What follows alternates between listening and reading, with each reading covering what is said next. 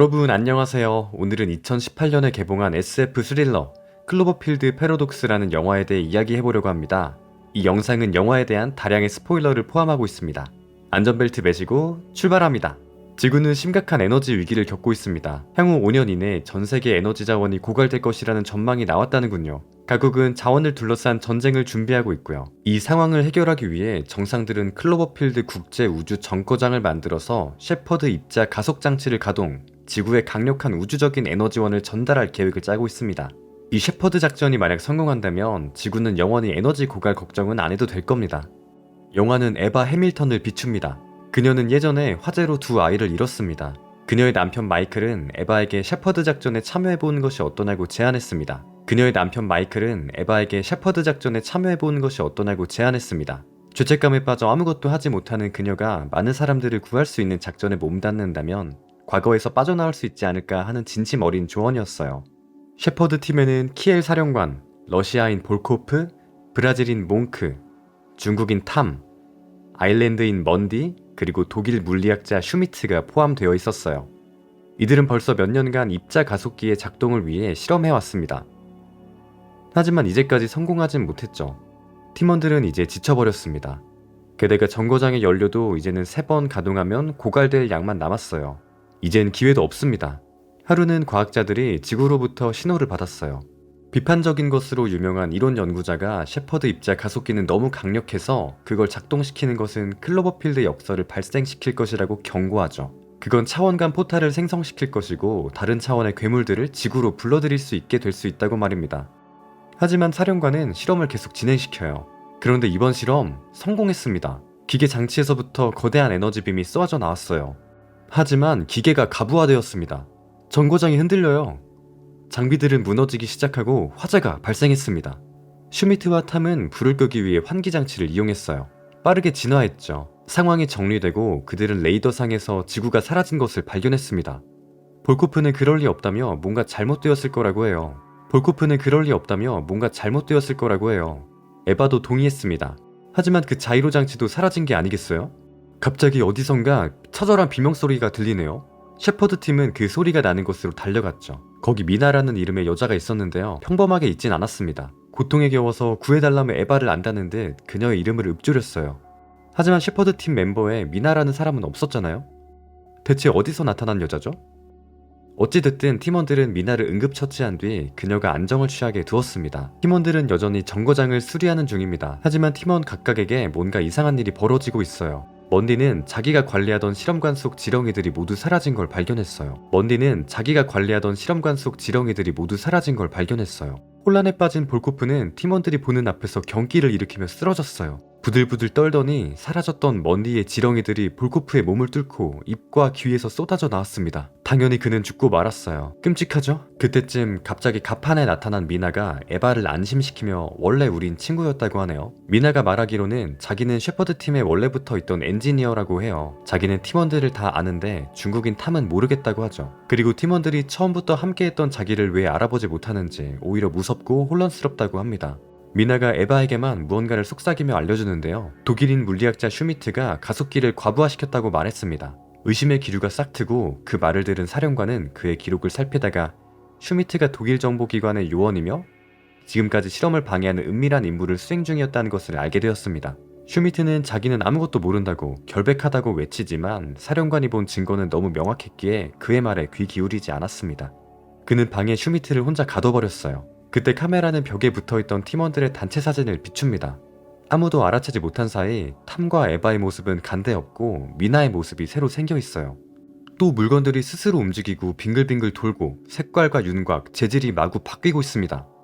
그때 아주 이상한 일이 벌어졌는데요.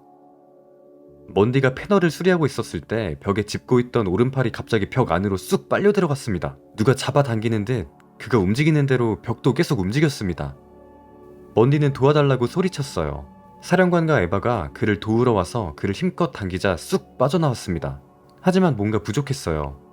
빨려 들어갔던 팔이 피 한 방울 고통 한 점 없이 깨끗이 절단된 채 나온 겁니다.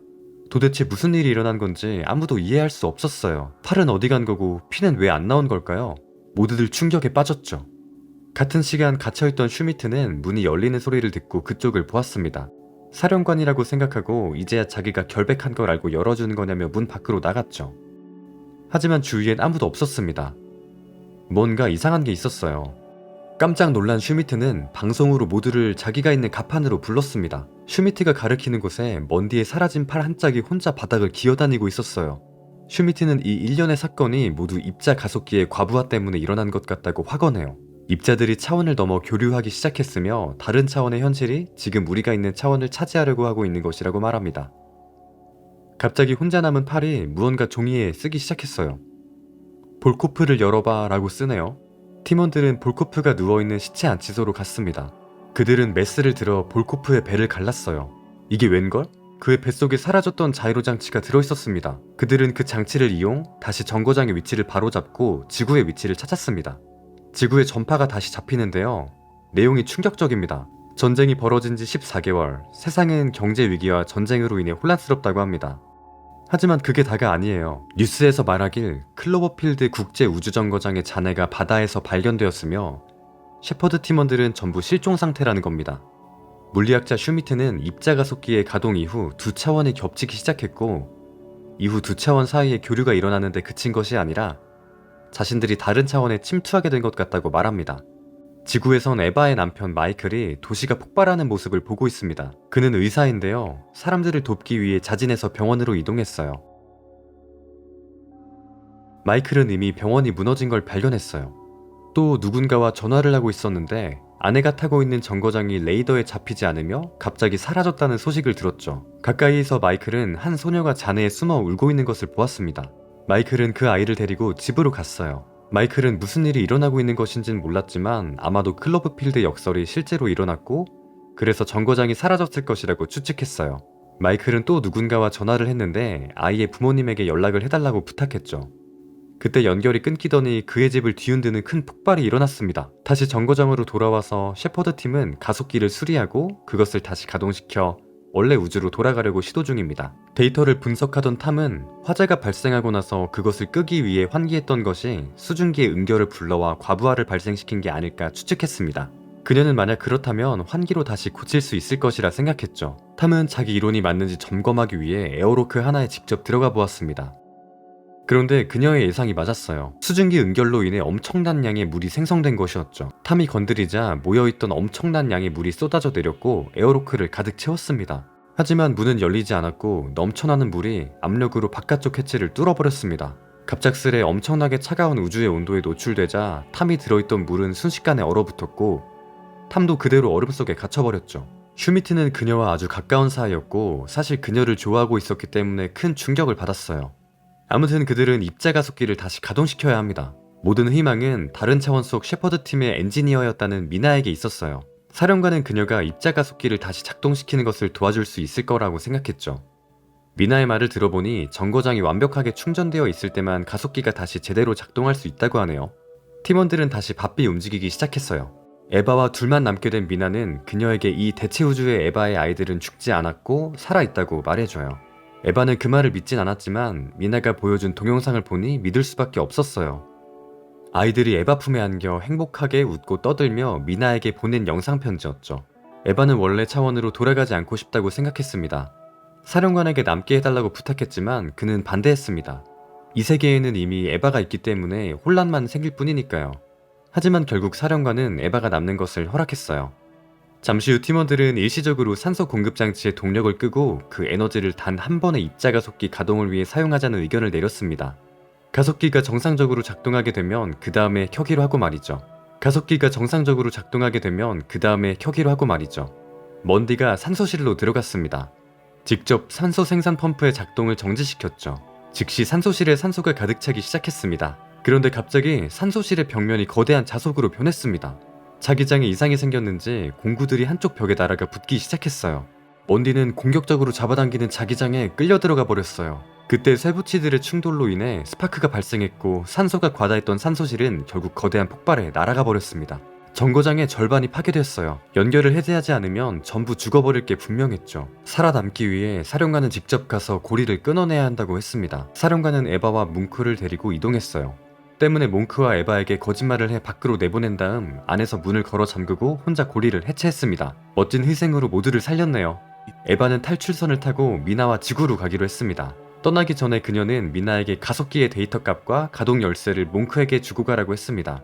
하지만 미나는 뭔가 딴 마음을 품고 있는 듯해 보여요. 미나가 에바를 기절시키고 탈출선을 유유히 걸어나와 몽크를 총으로 쏴 쓰러뜨리고 열쇠를 빼앗았습니다. 잠시 뒤 에바가 정신을 차리고 탈출선 출발을 중지시키고 밖으로 나오자 몽크는 죽어 있었고 슈미트도 총에 맞아 쓰러져 있었습니다. 미나는 자기 세계도 에너지 위기로 인해 멸망하게 생겼고 절박함에 셰퍼드 장치를 만든 것인데 에바의 팀이 이렇게 쉽게 셰퍼드 장치를 가지고 다시 자기 차원으로 돌아가게 둘 순 없었다고 설명합니다. 80억 인구를 구하기 위해 다른 차원 사람 3명 정도 죽이는 거야 일도 아니라면서 말이죠. 미나와 에바가 이야기를 나누는 사이 슈미트가 마지막 힘을 끌어모아 미나를 넘어뜨렸습니다. 에바가 도망갈 수 있도록 말이죠.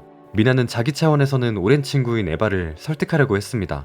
하지만 이내 난투가 벌어졌어요. 에바가 총을 쐈지만 빗나간 총탄은 창문에 날아가 맞았습니다. 창문이 깨지자 미나는 결국 우주 공간으로 날아가 버렸죠. 에바는 빠르게 방을 나가 에어로크를 닫아버렸고 살 수 있었습니다. 그녀는 아직 죽지 않은 슈미트를 발견해서 가슴에 박힌 탄원을 빼내고 그를 치료했어요.